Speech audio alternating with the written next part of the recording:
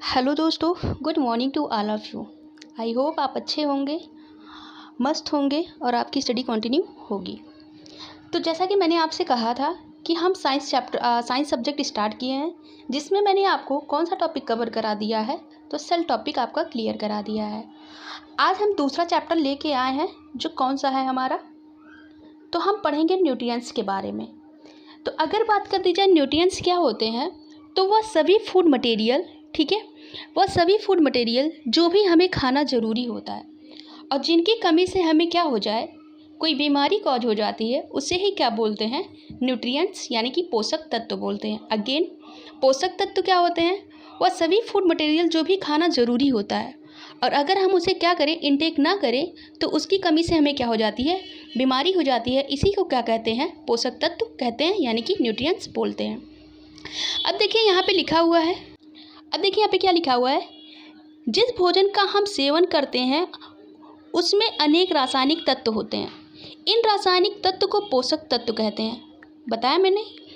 आगे हम कह सकते हैं कि पोषक तत्व भोजन में उपस्थित वे अदृश्य घटक, यानी कि क्या होते हैं, हमको विजिबल नहीं होते हैं, जिनकी आवश्यकता हमें शरीर को स्वस्थ बनाए रखने के लिए होती है, उसे ही क्या बोलते हैं, न्यूट्रिएंट्स बोलते हैं। आई होप डेफिनेशन क्लियर हो गया होगा। आगे बढ़ते हैं। अब देखिए यहाँ पे कुछ इंपॉर्टेंट फैक्ट दिए हुए हैं कि किस किस न्यूट्रिएंट से हमें क्या प्राप्त होता है। तो अगर बात कर दी जाए कार्बोहाइड्रेट की, तो कार्बोहाइड्रेट क्या करता है, यानी कि कार्बोहाइड्रेट और वसा क्या करता है, ऊर्जा यानी कि एनर्जी प्रदान करता है। ठीक है। अब अगर बात कर दी जाए प्रोटीन की, ठीक है, तो प्रोटीन क्या करता है, ये शरीर का निर्माण करता है, यानी कि हमारा जो बॉडी होता है वो बिल्डअप होता है, वो मेनली किसकी वजह से होता है, तो प्रोटीन की वजह से होता है। फिर इसके बाद क्या आता है, विटामिन और खनिज। तो विटामिन और खनिज क्या करते हैं, ये हमें रोग से प्रोटेक्ट करते हैं, यानी कि जो बीमारी होती है, ठीक है, उससे हमें क्या करते हैं, ये प्रोटेक्ट करते हैं। ठीक है। तो आपसे क्वेश्चन करेगा, कार्बोहाइड्रेट तथा वसा का मेन वर्क क्या होता है, तो ऊर्जा प्रदान करना होता है। प्रोटीन और जल का क्या होता है मेन फंक्शन, तो ये बॉडी को बिल्डअप करता है। और विटामिन और मिनरल्स का मेन फंक्शन क्या होता है, तो ये क्या करते हैं, रोग से हमें प्रोटेक्ट करते हैं। ठीक है। ठीक। अब अगर बात कर दी जाए कि न्यूट्रिशन के कितने टाइप्स होते हैं, तो यहाँ पे देखिए वो मेंशन नहीं है, लेकिन मैं आपको एक्स्ट्रा पॉइंट बता दे रही हूँ। तो न्यूट्रिएंट्स के क्या होते हैं, 2 टाइप्स के होते हैं। कितने टाइप्स के होते हैं, 2 टाइप्स के होते हैं। एक होता है माइक्रो न्यूट्रिएंट्स, ठीक है, एक होता है माइक्रो न्यूट्रिएंट्स और दूसरा क्या होता है, मैक्रो न्यूट्रिएंट्स। मैं इसको कहीं और लिख दूँ, यहाँ पर विजिबल नहीं हो रहा है, एक सेकेंड, तो इसको हम यहाँ पर लिख देते हैं। तो न्यूट्रिएंट्स क्या होते हैं, 2 टाइप्स के होते हैं। ठीक है। एक कौन सा होता है, माइक्रो न्यूट्रिएंट्स होते हैं। ठीक है, एक माइक्रो न्यूट्रिएंट्स होता है और एक क्या होता है, मैक्रो न्यूट्रिएंट्स होते हैं। अब सबसे अगर पहले बात कर दी जाए कि माइक्रो न्यूट्रिएंट्स क्या होते हैं, तो माइक्रो न्यूट्रिएंट्स वो न्यूट्रिएंट्स होते हैं जो हमें किस में खाने होते हैं, मिलीग्राम में खाने होते हैं, यानी कि बहुत कम अमाउंट में हमें नीडेड होती है। लेकिन अगर बात कर दी जाए मैक्रो न्यूट्रिएंट्स की, ठीक है, तो ये हमें किस में खाने होते हैं, ये हम इसे इंटेक करते हैं ग्राम में। ठीक है, किस में इंटेक करते हैं, ग्राम में।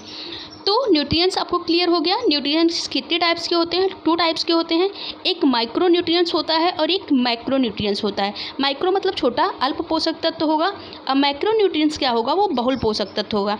माइक्रो मतलब जिसे हम बहुत कम अमाउंट में खाते हैं, यानी कि जिन्हें हम किस में खाते हैं, मिलीग्राम में खाते हैं, उसे माइक्रो न्यूट्रिएंट्स बोलते हैं। और मैक्रो न्यूट्रिएंट्स किसे बोलते हैं, यानी कि बहुल पोषक तत्व किसे कहते हैं, जिसे हम किस में खाते हैं, ग्राम में खाते हैं।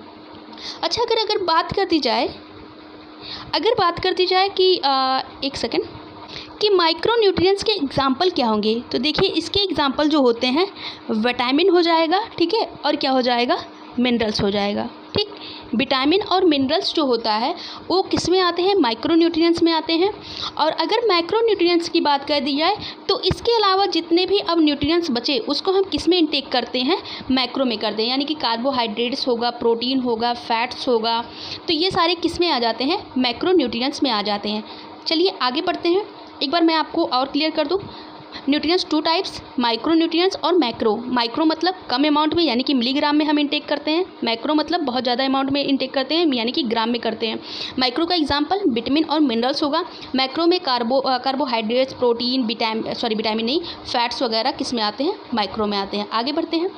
अब देखिए यहाँ पे वो न्यूट्रिएंट्स यानी कि वो पोषक तत्व दिए हैं जिसे हम क्या करते हैं, किस किस फॉर्म में लेते हैं। ठीक है, तो सबसे पहले अगर बात कर दी जाए तो कौन कौन से पोषक तत्व आते हैं, तो हम क्या लेते हैं, इनटेक करते हैं। कार्बोहाइड्रेट होगा, फिर फैट्स होगा, प्रोटीन होगा, विटामिन्स होंगे, मिनरल्स होंगे और वाटर होगा।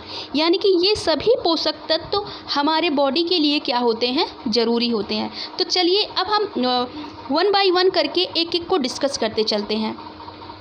अब सबसे पहले अगर बात कर दी जाए हम किसके बारे में डिस्कस करेंगे, तो कार्बोहाइड्रेट्स के बारे में डिस्कस करेंगे।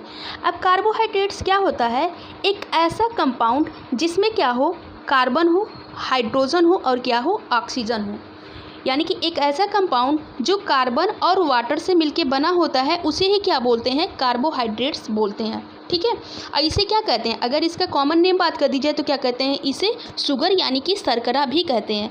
क्योंकि शर्करा क्यों कहते हैं, क्योंकि इसका टेस्ट कैसा होता है, तो मीठा होता है। जैसे रोटी हम खाते हैं ना, तो रोटी खाने के बाद एक टाइम पे हम उसको च्यू करते जाएं तो एक टाइम पे हमको क्या लगता है, उसका टेस्ट मीठा लगने लगता है। क्यों होता है, क्योंकि रोटी क्या है, यानी कि ब्रेड क्या है, एक कार्बोहाइड्रेट्स ही तो है, इसलिए रोटी का टेस्ट हमें कैसा लगता है, मीठा लगता है। आई होप क्लियर हुआ होगा।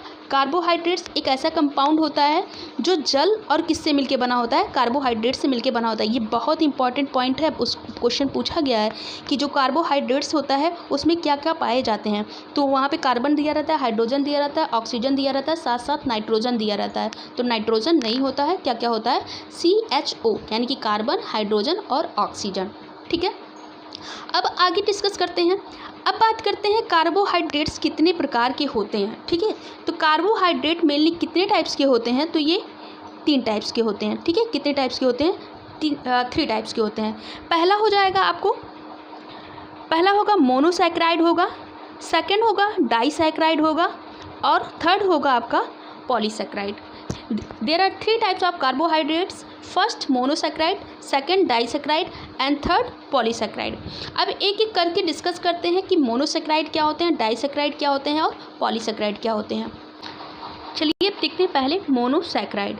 मोनोसैकेराइड की बात कर दी जाए तो वह कार्बोहाइड्रेट जो किससे मिलके बना होता है, सिंगल शुगर से मिलके बना होता है। ठीक है, किससे, सिंगल शुगर से मिलके बना होता है। ठीक है, उसे ही क्या बोलते हैं, उसे ही क्या बोलते हैं, मोनोसैकेराइड बोलते हैं। ठीक, अब मैंने शुगर क्यों कहा, क्योंकि कार्बोहाइड्रेट्स क्या है, अब हमें पता चल गया कार्बोहाइड्रेट्स क्या है, एक शुगर है, एक शर्करा ही है। ठीक है, तो यहाँ पे ये फर्स्ट पॉइंट हमारा दिया है, यह एक प्रकार के कार्बन के अणुओं का बना होता है। ठीक है, ये टॉपिक यानी कि सिंगल शुगर से मिलके बना होता है। ठीक, सेकंड, यह सबसे सरल कार्बोहाइड्रेट्स होता है। जाहिर सी बात है कि अगर उसमें क्या होंगे, केवल एक ही कार्बन के कंपाउंड होंगे, कार्बन के अणु होंगे, तो वो क्या होगा, मतलब कॉम्प्लेक्स नहीं होगा ज़्यादा, वो कैसा होगा, सरल होगा। थर्ड की बात कर दी जाए, पाचन क्रिया में इन्हें अंतिम रूप से प्राप्त किया जाता है। अच्छा, आपसे ये क्वेश्चन करेगा कि carbohydrate, the smallest unit of carbohydrate, यानी कि कार्बोहाइड्रेट की सबसे छोटी इकाई क्या होती है, तो कार्बोहाइड्रेट की सबसे छोटी इकाई जो होती है वो क्या होती है, ग्लूकोज होती है। ठीक है, क्या होती है, ग्लूकोज होती है। देखिए, मैं आपको ये बता दूं कि जितना क्वेश्चन मैं आपको, जो इसमें नहीं लिखा रहता है, जो चीज़ें मैं बोलती हूँ वो क्वेश्चन पूछा जाता है, बार बार पुटअप होता है। तो ये क्वेश्चन पूछा गया है कि कार्बोहाइड्रेट की सबसे स्मॉलेस्ट यूनिट यानी कि सबसे छोटी इकाई क्या होती है, तो वो ग्लूकोज की होती है। ऐसे आप प्रोटीन में पढ़ेंगे, प्रोटीन की स्मॉलेस्ट यूनिट क्या होती है, तो अमीनो एसिड होती है। फिर फैट्स का पढ़ेंगे तो सबका अलग अलग यूनिट होता है। ठीक है, आगे बढ़ा जाए तो इसमें एग्जाम्पल क्या क्या है, तो ग्लूकोज है, फ्रक्टोज है एंड गैलेक्टोज है। ग्लूकोज का फॉर्मूला क्या होता है, आपको पता है, C6H12O6 ग्लूकोज का फॉर्मूला होता है। अब ग्लूकोज के बारे में ही बात कर दी जाए, एक सेकंड, ग्लूकोज के बारे में बात कर दी जाए तो ये क्या होता है, हल्का मीठा होता है। ठीक है, कैसा होता है, आगे दिया है। ठीक, ग्लूकोज की बात कर दी जाए तो ये क्या होता है, हल्का मीठा होता है। ठीक, ग्लूकोज क्या होता है, हल्का मीठा होता है और ये क्या करता है, इंस्टेंट एनर्जी यानी कि तुरंत एनर्जी प्रदान करता है। ग्लूकोज का फॉर्मूला सबको पता है, क्या होता है, C6H12O6 होता है। इसे शरीर का क्या कहा जाता है, ईंधन कहा जाता है, फ्यूल कहा जाता है। क्यों कहा जाता है, क्योंकि जैसे ही हम क्या करते हैं, इसे इनटेक करते हैं, ये हमारे बॉडी को क्या देता है, एनर्जी देता है। अब मेनली हम फ्यूल यानी कि ईंधन यूज भी क्यों करते हैं, किसके लिए करते हैं? तो एनर्जी के लिए ही तो करते हैं। तो ये पॉइंट तो क्लियर हो गया। एक मोस्ट इम्पॉर्टेंट पॉइंट ये आप जान लीजिए कि ग्लूकोज और फ्रक्टोज का क्या होता है, दोनों का फार्मूला सेम होता है। क्या होता है? C6H12O6 होता है। तो अगर फार्मूला सेम है तो इसको क्यों ग्लूकोज कहते हैं और इसे क्यों फ्रक्टोज कहते हैं? तो अगर बात कर दी जाए ऐसे कंपाउंड जिनके क्या होते हैं, फार्मूला तो सेम होता है, ऐसे कंपाउंड जिनका फार्मूला तो सेम होता है लेकिन उनका स्ट्रक्चर और प्रॉपर्टी क्या होती है, डिफरेंट होती है, यानी कि उनकी संरचना और उनके गुण क्या होते हैं, अलग होते हैं, उन्हीं को आइसोमर करते हैं। ठीक है, उन्हीं को क्या बोलते हैं? आइसोमर बोलते हैं। आप लोगों ने पढ़ा होगा। तो इसीलिए ये दोनों क्या होते हैं, यानी कि ग्लूकोज और फ्रक्टोज क्या है, एक आइसोमर है। ठीक है, फार्मूला तो सेम होगा लेकिन इनकी प्रॉपर्टी क्या होती है, डिफरेंस होती है। ठीक है, अब ग्लूकोज का अगर इसमें बात कर दी जाए, ग्लूकोज का फंक्शनल ग्रुप क्या होता है, तो आप देखिए ग्लूकोज में फंक्शनल ग्रुप जो होता है वो एल्डिहाइड होता है। क्या होता है? एल्डिहाइड होता है। ठीक, लेकिन अगर फ्रक्टोज की बात कर दी जाए तो फ्रक्टोज में जो इसका क्या होता है, फंक्शनल ग्रुप होता है, वो क्या होता है, कीटोन होता है। ठीक, अगेन मैं बता देती हूँ, मोनोसेक्राइड में क्या क्या एग्जाम्पल, ग्लूकोज, फ्रक्टोज और गैलेक्टोज आता है। अगर ग्लूकोज और फ्रक्टोज की बात कर दी जाए, दोनों का फॉर्मूला सेम होता है। ठीक है, लेकिन क्या होती है, उनकी प्रॉपर्टी और उनका स्ट्रक्चर क्या होता है, डिफरेंट होता है। अगर ग्लूकोज की बात कर दी जाए, ग्लूकोज में कौन सा फंक्शनल ग्रुप होता है, तो एल्डिहाइड होता है। लेकिन अगर फ्रक्टोज में बात कर दी जाए, कौन सा फंक्शनल ग्रुप होता है, कीटोन होता है। ये क्वेश्चन एसएससी सीजीएल में, ठीक है, बहुत टाइम ये पूछा गया है। ठीक है, कितनी बार भी ये क्वेश्चन पुटअप हुआ है कि ग्लूकोज और फ्रक्टोज में फंक्शनल ग्रुप क्या होते हैं। ठीक, तो ये आपका क्लियर हो गया। अब आगे बढ़ते हैं। अच्छा, यहाँ पे ये भी देख लीजिए कि गैलेक्टोज क्या होता है। तो गैलेक्टोज भी अगेन एक क्या है, मोनोसैक्राइड है। इसका भी फॉर्मूला क्या होता है, सेम होता है। ठीक है, इसका भी फॉर्मूला क्या होता है, C6H12O6 होता है। लेकिन इसमें भी क्या होंगे, फंक्शनल ग्रुप अलग होंगे। तो फंक्शनल ग्रुप अलग होने की वजह से ये क्या होता है, हो जाते हैं, एक दूसरे से अलग हो जाते हैं, फार्मूला सेम रहने के बाद भी। ठीक, आगे बढ़ते हैं। आपसे प्रश्न किया जाएगा, दुनिया की सबसे मीठी प्राकृतिक शुगर कौन सी है, तो वो क्या है, फ्रक्टोज है। और फ्रक्टोज का फॉर्मूला क्या हुआ, C6H12O6 ही होगा। ठीक है, C6H12O6 होता है। फलों का जो मीठापन होता है मेनली किसके कारण होता है, मिलियन टाइम्स तो ये क्वेश्चन पूछा गया होगा, बहुत बार पूछा गया हर एक एग्ज़ाम में, कि फलों का जो मीठापन होता है वो किसके कारण होता है, तो वो फ्रक्टोज के कारण ही होता है। ठीक है, ऐसे क्या कहते हैं, शहद की शर्करा भी कहा जाता है। ठीक, तीनों पॉइंट बहुत इंपॉर्टेंट है, आप इसे नोट कर लीजिएगा। फिर इसके बाद आता है गैलेक्टोज। आमतौर पर यह प्राकृतिक में अन्य शर्कराओं के साथ मिलकर पाया जाता है। ठीक है, जो डेयरी उत्पाद जैसे चीज़ें होती हैं, जैसे दूध, मक्खन, खट्टी क्रीम, आइसक्रीम वगैरह, उसमें क्या होता है, गैलेक्टोज पाया जाता है। ठीक, तो मैंने आपको कार्बोहाइड्रेट्स के 3 टाइप्स पढ़ाए, monosaccharide, monosaccharide, disaccharide and polysaccharide. Monosaccharide मैंने आपको क्लियर करा दिया कि ऐसे कार्बन कंपाउंड जो किससे मिलकर बने होते हैं, सिंगल कार्बन कंपाउंड से मिलकर बने होते हैं, उन्हें मोनोसेक्राइड बोलते हैं। इसमें मैंने आपको 3 एग्जाम्पल लिखवा दिया, ग्लूकोज, फ्रक्टोज और गैलेक्टोज। ग्लूकोज क्या होगा, इंस्टेंट एनर्जी देता है, फॉर्मूला तीनों का सेम रहता है, लेकिन फिर क्यों अलग अलग प्रॉपर्टी रखते हैं, तो स्ट्रक्चर और इनके क्वालिटी की वजह से क्या करते हैं, अलग अलग प्रॉपर्टी ये रखते हैं। दुनिया की सबसे मीठी शर्करा कौन सी होती है, तो वो फ्रक्टोज होती है। फलों का जो मीठापन होता है वो मेनली किसकी वजह से होता है, तो वो फ्रक्टोज की वजह से होता है। शहद की शर्करा किसे कहा जाता है, तो किसे कहा जाता है, फ्रक्टोज को ही कहा जाता है। और जो ये डेयरी वगैरह की जो खट्टी क्रीम वगैरह होती है, आइसक्रीम होती हैं, मेनली जो उसका टेस्ट जो होता है, मीठा होता है, वो किसकी वजह से होता है, तो गैलेक्टोज की वजह से होता है। अब सेकंड जो हमारा कौन सा आता है, डाइसेक्राइड आता है। अब देखिए, डाई मतलब 2 ही हो जाएगा। ठीक है, पॉली मतलब मोनो या पॉली 1 होता है, डाई मतलब क्या होता है, 2 होता है। तो अगर बात कर दी जाए डाइसेक्राइड क्या होता है, तो ये एक ऐसा शुगर, ठीक है, जो मेनली 2 कार्बोहाइड्रेट से मिलके बना होता है। ठीक है, उसी को क्या बोलते हैं, डाइसैकेराइड बोलते हैं। ठीक है, क्या बोलते हैं? डाइसैकेराइड बोलते हैं। जब दो मोनोसैकेराइड जुड़ते हैं तो यह एक अणु बनाता है, जिसे क्या कहा जाता है? डाइसैकेराइड कहा जाता है। अच्छा, अभी आप वहाँ पे देख के आए हैं कि ग्लूकोज था, ठीक है, और क्या था? फ्रक्टोज था। दोनों का फॉर्मूला क्या होता है? सेम होता है। तो जब ग्लूकोज और फ्रक्टोज क्या होते हैं? मिलते हैं, तब क्या बनता है? सुक्रोज बनता है। क्वेश्चन किया गया है कि सुक्रोज का एक फॉर्मूला अगर ग्लूकोज होता है तो दूसरा कौन सा होता है? सुक्रोज की एक इकाई क्या होती है? ग्लूकोज होती है। तो दूसरी इकाई क्या होगी? तो दूसरी इकाई क्या हो जाएगी? यानी कि दूसरी यूनिट क्या हो जाएगी? फ्रक्टोज हो जाएगी। और आप ये तब बता सकते हैं जब आपको पता होगा कि ग्लूकोज और फ्रक्टोज मिल करके क्या बनाते हैं? सुक्रोज बनाते हैं। ठीक है, अब यहाँ पे देखिए, ग्लूकोज और ग्लूकोज मिल करके क्या बनता है? माल्टोज बनता है। और ग्लूकोज और गैलेक्टोज मिल के क्या बनता है? लैक्टोज बनता है। और लैक्टोज क्या होता है? जो दूध का मीठापन होता है, मेनली किस शुगर की वजह से होता है? तो लैक्टोज की ही वजह से होता है। ठीक, आगे बढ़ते हैं। अच्छा, एक इम्पॉर्टेंट पॉइंट और, कि जो सुक्रोज होता है, ठीक है, इसी को क्या बोलते हैं? ठीक, सुक्रोज जो होता है इसी को टेबल शुगर कहते हैं। ठीक है, टेबल शुगर कहते हैं, या फिर इसे हाउस होल्ड शुगर भी बोलते हैं। ये इंपॉर्टेंट है, आप लोग इसे नोट कर लीजिएगा। अब देखिए, ये भी क्वेश्चन पूछा जाता है कि कार्बोहाइड्रेट्स में कौन सा बॉन्ड पाया जाता है?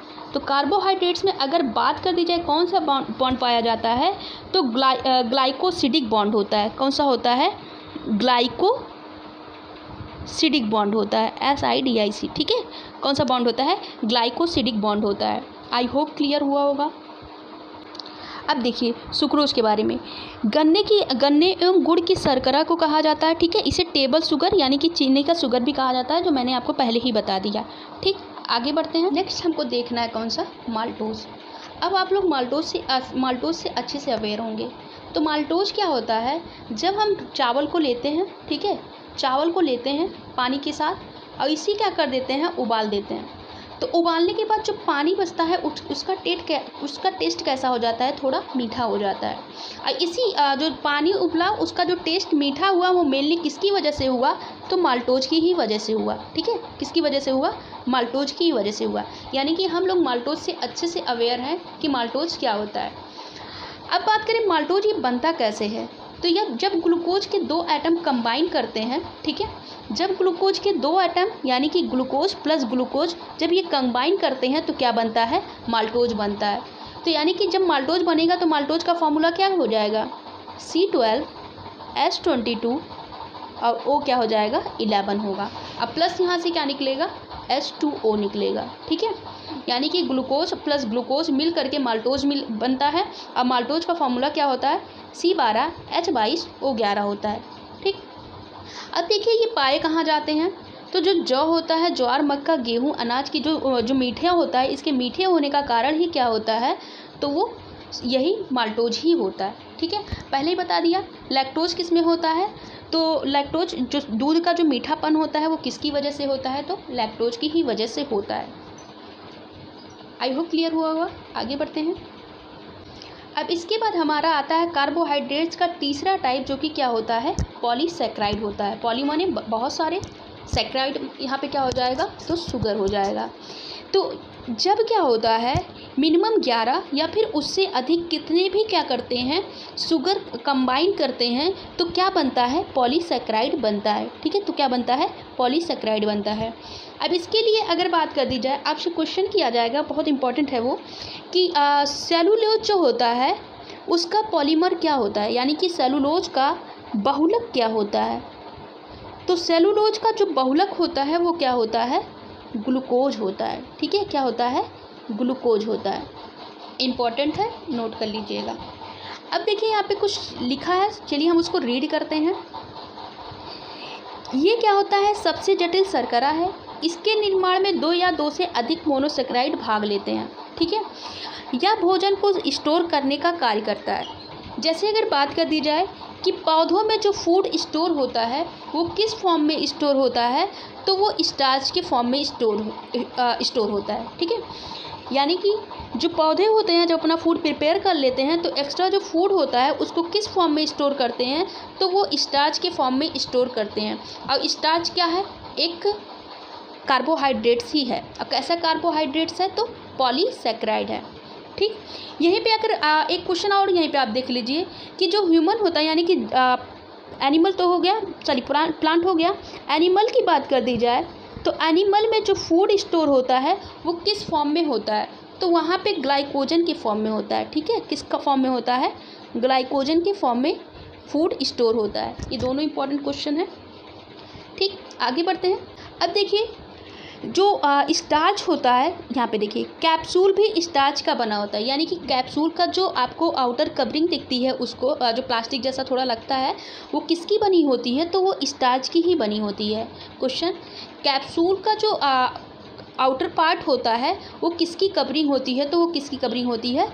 स्टार्च की होती है। ठीक है, अब देखिए जो क्या होता है, पौधों में पाए जाने वाला एक जो महत्वपूर्ण सैकराइड होता है वो कौन सा होता है? तो वो सेलुलोज है। देखिए पढ़ने में तो बहुत ईजी लगता है, लेकिन जब क्वेश्चन पूछा जाता है तो दिमाग से वो निकल जाता है कि इसका आंसर क्या होगा। देखने पे तो बहुत ईजी लग रहा है।